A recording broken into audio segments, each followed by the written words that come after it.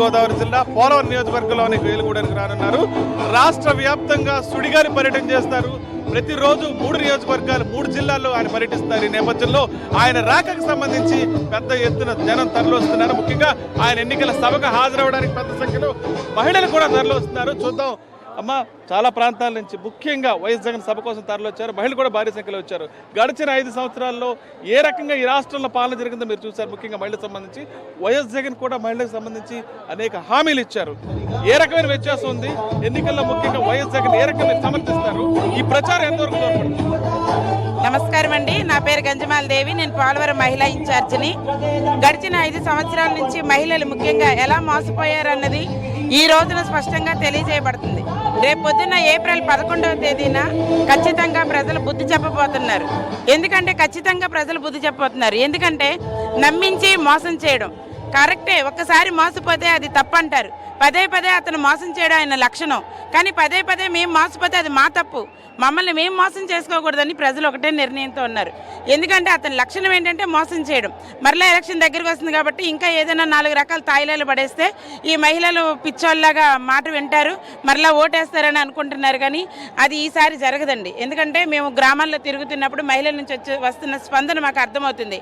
మమ్మల్ని ఒక బలహీనులుగా ఎంచుకొని, లేకపోతే మమ్మల్ని కుక్కల్లా చూస్తా ఒక సంక్రాంతి కానుక ఉగాది కానుక అన్నట్లు మా మొహాన పడేస్తున్నారు. చేయవలసిన చేయటం లేదు. పెద్ద మేము ఎక్కడ అడుగుతామో అని చిన్న డ్వాక్రాలు ఒక 10,000 ఇస్తాము, చెక్కులు ఇస్తాము, లేకపోతే సెల్ ఫోన్లు ఇస్తాం. ఇలాంటి బలహీనమైన కార్యక్రమాలు చేస్తూ ఉన్నాడు అని ప్రజలందరికీ అర్థమైపోయిందండి. రాజశేఖర రెడ్డి గారి బిడ్డ జగన్మోహన్ రెడ్డి గారు ముఖ్యమంత్రి అయితే 9 రకాల పథకాలలో ముఖ్యంగా 8 పథకాలు మహిళలకు సంబంధించినవి ఉన్నాయి. రైతు భరోసా తప్ప మిగతావన్నీ 8 కూడా మహిళలకు సంబంధించినవే. మహిళలు క్షేమంగా ఉంటే, మహిళలు సంతోషంగా ఉంటే, మహిళలు మంచిగా ఉంటే కుటుంబాలు సమాజం బాగుంటుందని మహిళలు గుర్తిస్తున్నారు. ముఖ్యంగా మహిళలందరూ సంతోషపడుతున్నది. జగన్మోహన్ రెడ్డి గారు ముఖ్యమంత్రి అయితే మరి అమ్మఒడి పథకం ద్వారాగా మన పిల్లల్ని చదివించుకోవచ్చు. మరి మా జగనన్న ముఖ్యమంత్రి అయితే ఫీజు రీయింబర్స్మెంట్ ద్వారాగా మా పిల్లల్ని ఉన్నతమైన చదువులు చదివించుకోవచ్చు. మరి జగనన్న ముఖ్యమంత్రి అయితే మాకు పెన్షన్ వస్తు కలుస్తుంది. 45 సంవత్సరాలకి మాకు పెన్షన్ వస్తుంది. మరి జగనన్న ముఖ్యమంత్రి అయితే మాకు వైఎస్ఆర్ చేయుత పథకం కింద 75,000 రూపాయలు ఇస్తానని అంటున్నారు. మరి మా జగనన్న అన్ని రకాల వైఎస్ జగన్ అధికారంలోకి వస్తే మొత్తం నవరత్న పథకాల ద్వారా రాష్ట్ర వ్యాప్తంగా అన్ని వర్గాలకు ఉపయోగం ఉంటుందని వీళ్ళంతా చెప్తున్నారు. అమ్మ, మీరు చెప్పండి అమ్మా. నా పేరు చింతా శ్రీదేవి అండి, కోయిలగూడెం టౌన్ ప్రెసిడెంట్.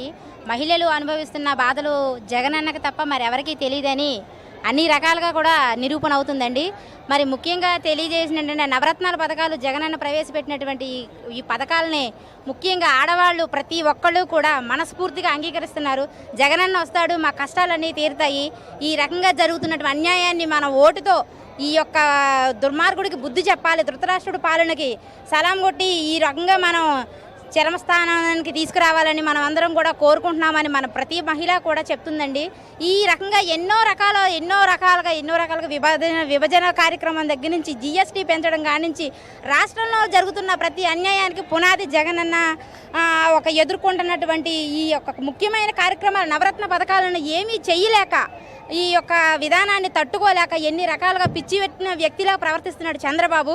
అదన్నీ మేము చూస్తున్నాం. ప్రతిరోజు జగనన్న గారు ప్రకటిస్తున్నటువంటి మేనిఫెస్టోని మేము అందరం కూడా ఆదర్శంగా తీసుకుని ప్రతి ఇంటి ఆడబిడ్డ కూడా జగనన్న వస్తాడు, మా కష్టాలు తీరుతాయి, నవరత్న పథకాలన్నీ మా కుటుంబానికి ఉపయోగపడతాయి, భర్త సంపాదించినా సంపాదించకపోయినా మా కుటుంబం గుండెల మీద చేసుకుని బతుకుతుంది, భరోసా ఇస్తున్నాడు జగనన్న. మా జగనన్న రావాలి.